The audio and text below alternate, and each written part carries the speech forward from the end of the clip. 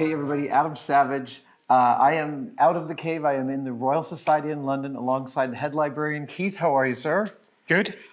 Keith, you don't know this, but I have only recently completed building myself a set of the British Crown jewels. You are the young pretender. Yeah, okay. And it put me in this mindset of being fascinated by these objects of ritual and ceremony. Tell me what this object is. This is the Royal Society's mace. So for defending the front when the... Yeah, originally they would have been for hitting people over the head with, but this is a ceremonial mace, so we haven't hit anyone with it yet. But this, it has the same function, and you may have seen footage of the House of Commons in session in Parliament in Great Britain. And when Parliament is in session, their mace sits in front of the Speaker to represent the presence of the monarch. So in just the same way, at Royal Society meetings, in Council of the Royal Society, the ruling body, this mace is processed in and it's placed in front of the President to represent the monarch. The monarch. Okay, so that explains some of the iconography I see here, like Yeah. the orb with the cross.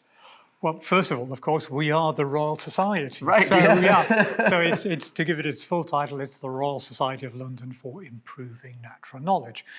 Charles II gave us that first chartered status, and he also gave us this object in 1663 to represent himself at Royal Society meetings because he never came. So this is his proxy. Yeah, pretty much. Have you checked to see if there's a microphone inside? No, there's not. No. Okay. So when Charles II was crowned, and of course this is after the Commonwealth, he commissioned, I think, about 13 maces to go on procession with him while he was being crowned. So you have another 13 objects to make. I'm already calculating. But this one was made, we think, for the Royal Society specially, as a new organisation. Charles was interested, not that interested, but this was to represent him in meetings, and it has done ever since. So actually, that provenance is interesting because Charles was the one that rebuilt the crown jewels, am I right? After the Commonwealth? That's right. So Charles I, of course, famously beheaded. The Commonwealth comes in. Oliver Cromwell is Lord Protector. After he dies in 1660, Charles II is called back from exile and he's crowned king. So the Royal Society is one of the projects that Charles II instigates, or rather, actually the fellows instigated it. They asked him permission to go ahead. And it was a new part of this new monarchy. Do we know anything about who made this? At that time, Tower of London would be the place where these kinds of things would be made. That's where the Royal Mint was, and they would make not just coinage, but objects as well. And this one, as you can see, is highly decorated. It's silver gilt, so it's mostly silver. It has a thin layer of gold over the top of that. And it's very inscribed with symbols of the period. And it has an inscription at this end to the Royal Society. Can you walk me through some of its features? Yeah, sure. So you can see, and it's probably best if I turn this, we have the initials here. Can you just see C.R.? Oh, yeah. So that's Charles the King. And you have the various national symbols here. So this is the thistle. Okay. Scotland. And there's the English rose there. And this is the crown. This is the St. Edward's crown. Yeah. Which was a young piece of equipment back at the time this was made. Absolutely, newly made. Wow. Yeah. That's really thrilling. And the harp there, it's for Ireland. And a fleur-de-lis. Wales gets less of a look in now. But the fleur-de-lis is still the symbol of the Prince of Wales. Amazing. Now, is this carried in ceremonies here at the Royal Society? It is, yes. So it gets carried into council. So I carried it into council. You carried it into council? I carried it into council. And at special meetings, this will also come out. So when new fellows are elected, it's processed onto stage. And new fellows traditionally they shake hands with the president over the top of the mace. Wow. Is the base also, the base of two lions on each end holding it up is also quite beautiful. Is this original? Well, it's original, but it was given to the Royal Society in the 19th century by a fellow, Neville Story Maskelyne, and he obviously thought the mace needed a bit more than the cushion it was resting on at that time.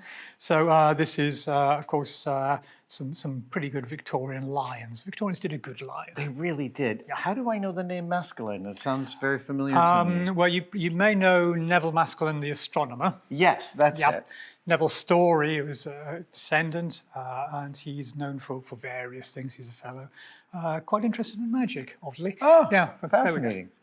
Is there a special way to hold it while you're walking in procession with it? There is, and it depends upon whether or not the monarch is present or not. So there's a whole etiquette of mace carrying. But thankfully, because the monarch isn't usually present, you just carry it on the shoulder. So that's nice and easy. And I think you should have a go of that. I would love that. Yeah. So most of the weight is in this end. So what you need to be doing is just taking this, popping that on your shoulder, so that boss is just and there. rest on the shoulder. And that will rest quite nicely, and just keep your hand under that And that's it. Good. So here we are. All right. Try not to drop. I will try not to drop. It is heavy. Yeah. And I don't want to turn because I don't want to bang into the wall. But and so you how often do you end up walking in procession with this? Every couple of months for council meetings. Okay. Yeah. I was because the display case you pulled it out of. It didn't look like a very easy to access display case. No, but it's not. It's you secure. removed a couple of cores and pulled something out, and so this gets regular use. It's regularly used. Yeah. That's really lovely. Oh, okay. And you here can we see, have, you can see the royal coat of arms in here.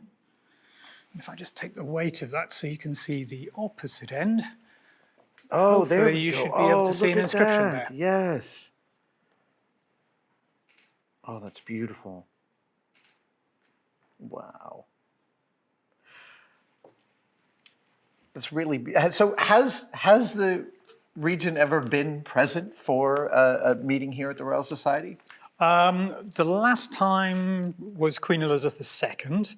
So for our 350th anniversary, we had a convocation on the South Bank, and she attended that. The mace was present and was placed on stage with her. We got a professional mace bearer for that one. For the etiquette. And you reverse the mace under your arm, which is quite a tricky position so to be this in. is in the back. So and when the this monarch is in the present, front. that's what you do. Fascinating. Is there a reason for that? Is there a stated? There probably is, but I should declare my ignorance. Fair enough. It does also look like it's been dropped a couple of times in its lifetime. It does, yes. It needs some repairs, and it's going to get some repairs quite soon. Partly because it needs regilding at regular intervals. Oh, because of all the handling it gets. Because of the handling it gets. So we do use gloves with it, but it is a thin layer of gold over the top of it. So every now and again that needs to be put back. I did notice a couple of places where there's some specular bit of discoloring there.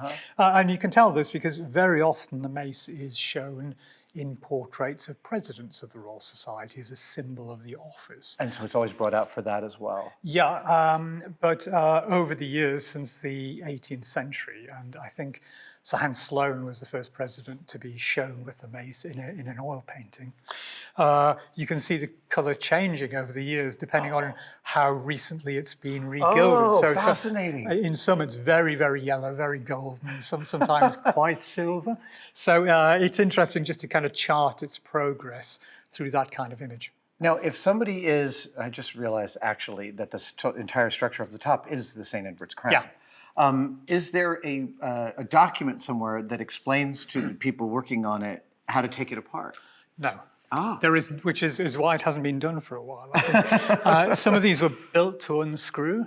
I don't think this one does, but we've never tried it. Fair enough. I don't know if you noticed, but if you just put this on your shoulder, sometimes you can just feel it flex slightly the way it's at that end.